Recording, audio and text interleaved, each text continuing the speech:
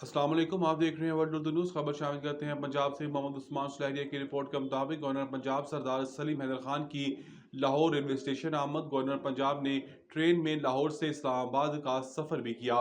लोग गवर्नर सरदार सलीम हैदर खान को ट्रेन का सफ़र करते देखकर हाथ हिलाते रहे और खुशी का इजहार करते रहे। रेलवे के अमले ने गवर्नर सरदार सलीम हैदर खान को रेलवे स्टेशन पहुंचने पर इस्तकबाल और खुशी का इजहार किया। लाहौर रेलवे स्टेशन तारीखी अहमियत का हामिल है। गवर्नर पंजाब ने मजीद कहा कि ट्रेन का सफ़र महफूज और आरामदेह सफ़र है।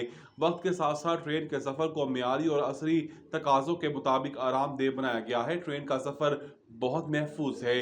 गवर्नर पंजाब ने मजीद कहा कि अफगानिस्तान भारत की पुष्टपनाही पर पाकिस्तान में दहशतगर्दी में मुलविस है। अफगानिस्तान गलत फहमी में मुब्तला था, जिसका उसे भारी नुकसान उठाना पड़ा।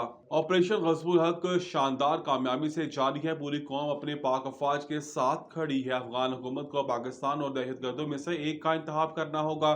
गवर्नर पंजाब ने मजीद कहा कि पाकिस्तान पुरअमन मुल्क है, मगर इसको पाकिस्तान की कमजोरी ना समझा जाए।